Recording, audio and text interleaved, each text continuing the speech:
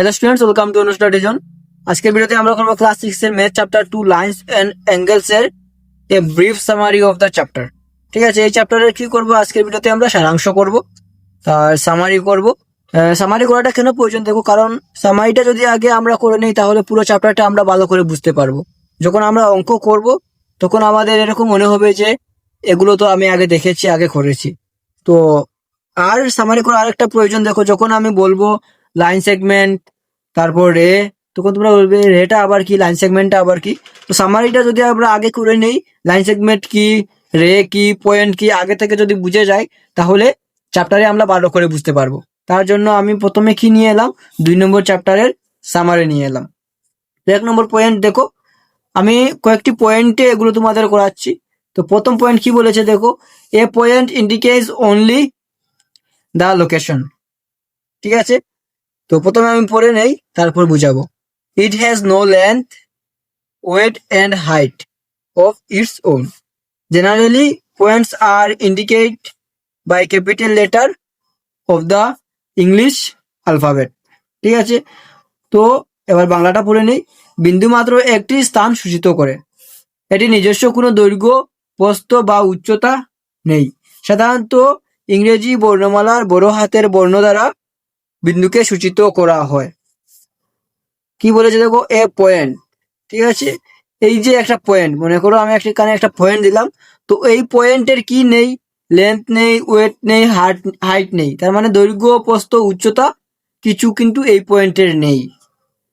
আর কি বলেছে, generally points আর ইন্ডিকেটেড বাই ক্যাপিটাল লেটার। এই যে পয়েন্টস গুলোকে কি দিয়ে ডিনোট করা হয়, ক্যাপিটাল লেটার দিয়ে ডিনোট করা হয়, ইংলিশ অ্যালফাবেটের ক্যাপিটাল লেটার।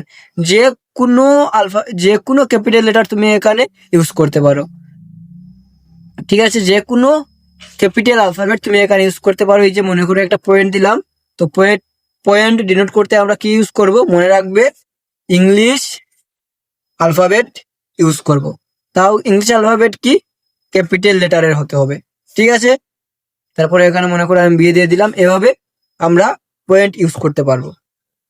তারপর দেখো 2 নম্বর কি বলেছে, the line segment indicates the shorter distance between 2 points. ঠিক আছে, the line segment indicate the shorter distance between 2 point.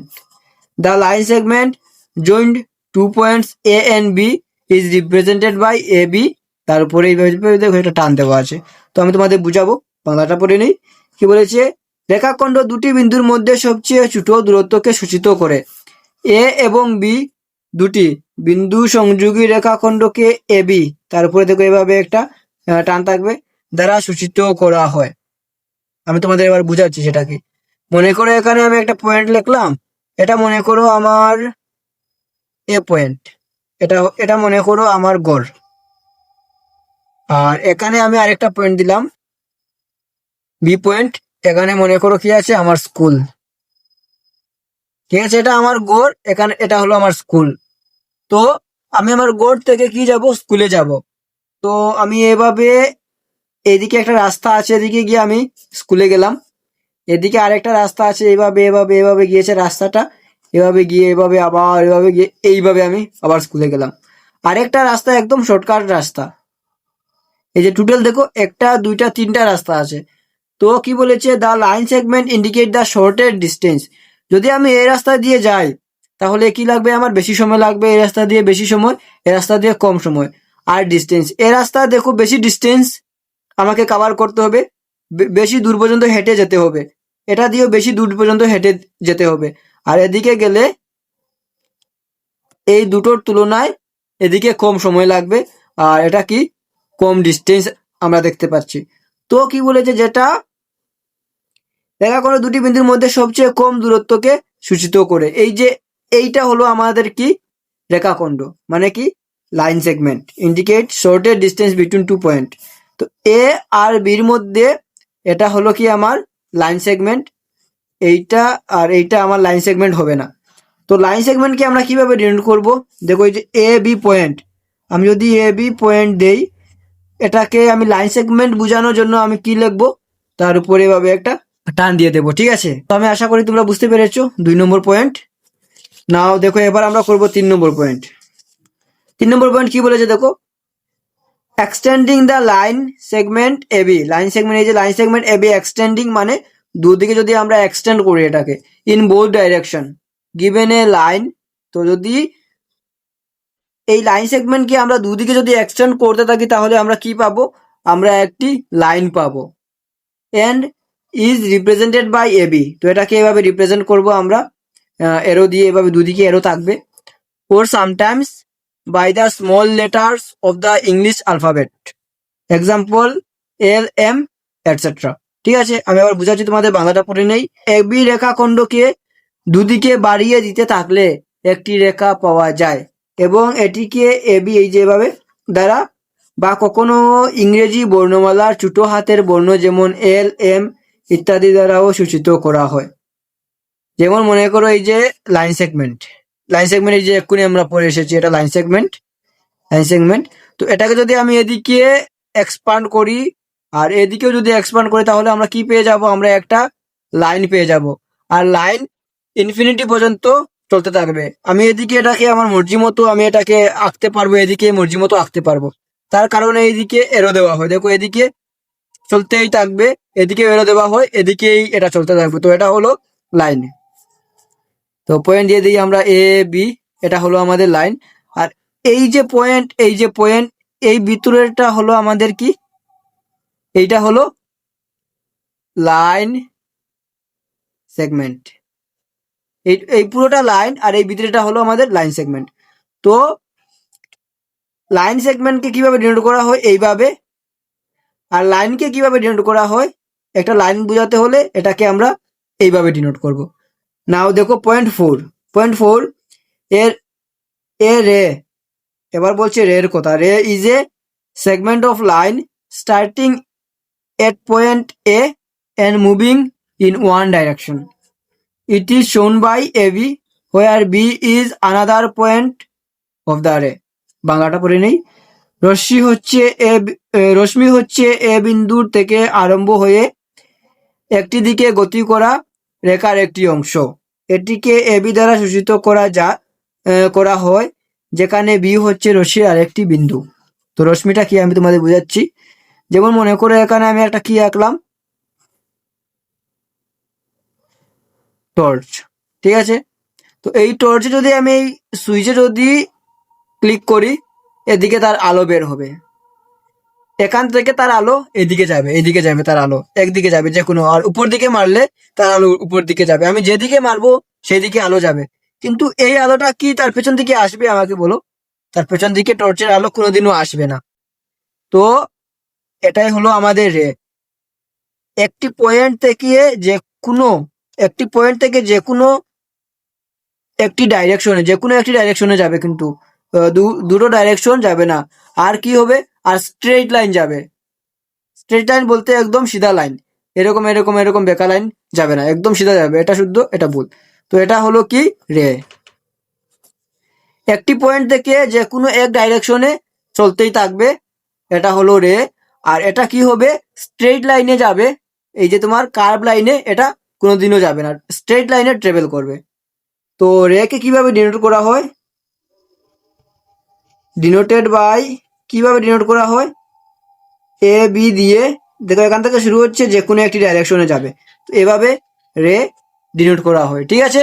তো 4 নম্বর পয়েন্ট হয়ে গেল। টোটাল 9টা পয়েন্ট আছে। তো আমি তোমাদের বাকি পয়েন্ট এবার দেখাচ্ছি। দেখো আমি আশা করছি তোমরা সেগুলো স্ক্রিনশট নিয়ে রেখেছো। তো এই দেখো এবার করবো আমরা 5 নম্বর পয়েন্ট। দেখো 5 নম্বর পয়েন্ট কি দেওয়া আছে, two rays starting from a common point form an angle. Two rays, দুইটা রে স্টার্টিং কমন পয়েন্ট, একটা কমন পয়েন্ট থেকে যদি দুটো রে, এই যে দেখো কমন পয়েন্ট থেকে দুটো রে যদি যায় তাহলে একটা কি ফর্ম করে, একটা অ্যাঙ্গেল ফর্ম করে। এই যে একটা অ্যাঙ্গেল ফর্ম করে। The angle form by the rays O A O B, দুটা রে ও বি দিয়ে এই কি হয়েছে, অ্যাঙ্গেলটা ফর্ম হয়েছে। ইজ রিপ্রেজেন্টেড বাই, এই যে অ্যাঙ্গেলকে কিভাবে রিপ্রেজেন্ট করব, এই যে অ্যাঙ্গেল চিহ্ন কিন্তু এইভাবে থাকে, মনে রাখবে তোমরা। Angle A O B, or angle B O A, here O is the vertex. এই যে ওটা হলো এখানে কি vertex of the angle and two rays OA OB are for the side of the angle। তো আমি এবার তোমাদের ভালো করে বুঝাচ্ছি কি দেখো, এই যে পয়েন্ট এইটা হলো কি, এটাকে বলবো আমরা BERTEX ভার্টেক্স। তোমরা এগুলো স্ক্রিনশট নিয়ে রাখো, তোমাদের অনেক কাজে আসবে। এটাকে বলবো আমরা অ্যাঙ্গেল ANGLE অ্যাঙ্গেল। আর এইটা হলো কি রে, এইটা হলো রে। আর কি বলবো এটাকে, এই অ্যাঙ্গেলের সাইড, এই অ্যাঙ্গেলের কি এইটা সাইড, এটা কিন্তু তোমরা মনে রাখবে। তো কি বলেছে টু রে, একটা কমন পয়েন্ট থেকে যদি আমরা দুইটা রে পাস করি তাহলে কি ফর্ম হয়, এখানে একটা অ্যাঙ্গেল ফর্ম হয়। আর কি ও এ ও বি রে, কি ও এ ও বি রে। আর কি নামকরণ করেছে অ্যাঙ্গেল এ ও বি আর অ্যাঙ্গেল বি ও এ, কি অ্যাঙ্গেল এ ও বি, আমি তোমাদের বুঝাচ্ছি এ ও বি আর angle B O A, B O A. এই যে কমন পয়েন্ট, কমন পয়েন্টটা মনে রাখবে সব দিন কোথায় থাকবে, তার নামকরণের মিডিলে থাকবে। দেখো অ্যাঙ্গেল এ ও বি, এ আমি যদি পয়েন্ট দিই এ থেকে ওতে আসলাম, তারপর বিতে আসলাম, দেখো এখানে অ্যাঙ্গেল ফর্ম হয়ে গেছে। এবার যদি আমি বি এ ও বলি তাহলে কি এই যে অ্যাঙ্গেলটা এলো বি, আমি বললাম বি এ ও, এই অ্যাঙ্গেলটা এলো মধ্যেখানে, অ্যাঙ্গেলটা কিন্তু আসেনি। তো নামকরণ করতে আমরা মনে রাখবো যে কমন পয়েন্ট থাকবে, সেই কমন পয়েন্টটা সবসময় কোথায় থাকবে, মিডিলে থাকবে। আরেকটি পয়েন্ট দেখো এখানে কি নাম করেছে, অ্যাঙ্গেল এ ও বি বলেছে, আর কি বলেছে বি ও এ। তো এ ও এ, এ ও বি আর বি ও এ কিন্তু সেম অ্যাঙ্গেল, দুটো কিন্তু আলাদা অ্যাঙ্গেল নয়। এই যে অ্যাঙ্গেল এটাকে আমরা এ ও বি ও বলতে পারি, আর কি বি ও এও বলতে পারি, কোনো তফাৎ নেই, কিন্তু দুটোর মধ্যে একই অ্যাঙ্গেল। আবার যখন আমরা অঙ্ক করতে যাব, আবার এটাকে কিন্তু আমরা এ ও বি যদি বলি, আবার কিন্তু আমরা এটাকে বি ও এ বলবো না, যে কোনো একটি বলবো। তোমার ইচ্ছা, তুমি এটাকে এ ও বি ও বলতে পারো আর বি ও এও বলতে পারো, ঠিক আছে। তো পয়েন্ট 5 ক্লিয়ার। এবার দেখো 6 নম্বর পয়েন্ট দেখো, the measure of N angle is the amount of ratio required for one রে of an angle to move to the position of the other ray relative to the vertex। মানে কি শীর্ষবিন্দু সাপেক্ষে একটি কোণের একটি রশ্মি থেকে আরেকটি রশ্মির স্থানে যেতে প্রয়োজন হওয়া ঘূর্ণনের পরিমাণই হলো কোণের মাপ। তার মানে কি, যে এই যে মনে করো এই যে এখান দিয়ে এই যে একটা রে, এই যে আরেকটি রে, তো কোণ ফর্ম হয়েছে, তো এখান থেকে এখানে আসার মাপটাই হলো কি আমার কোণের মাপ, ঠিক আছে। এখান থেকে এই যে এখান থেকে এখানে আসার যে মাপ, সেটাই হলো কি আমার কোণের মাপ, আর কিছু নয়। তো কোণ কিভাবে মাপবো আমরা, সেটা আমি তোমাদের ওয়ার্কইট আউটে ভালো করে বুঝিয়ে দেবো, তোমরা কোনো চিন্তাই করবে না। তারপর দেখো আমরা করবো 7 নম্বর কি বলেছে দেখো, we use degree measurement to measure angle, a full ratio is 360 degree and is represented as 360 degree। তো দেখো কোণ মাপতে আমরা ডিগ্রি মাপ ব্যবহার করি। সম্পূর্ণ এক পাক ঘূর্ণনে 360 ডিগ্রি হয় এবং একে এই যে 360 ডিগ্রি দ্বারা সূচিত করা হয়, মানে এভাবে এটাকে ডিনোট করা হয়, এই যে এভাবে এটাকে ডিনোট করা হয়। তো কি বলেছে দেখো, আমরা যদি কোনো কিছুর ওজন মাপি তাহলে সেটাকে কি বলি, মনে মনে করো আমরা লিখি 2 কেজি, 3 কেজি, 100 গ্রাম, এভাবে আমরা ব্যবহার করি। তারপর জল মাপলে লিটার, এভাবে আমরা ব্যবহার করি।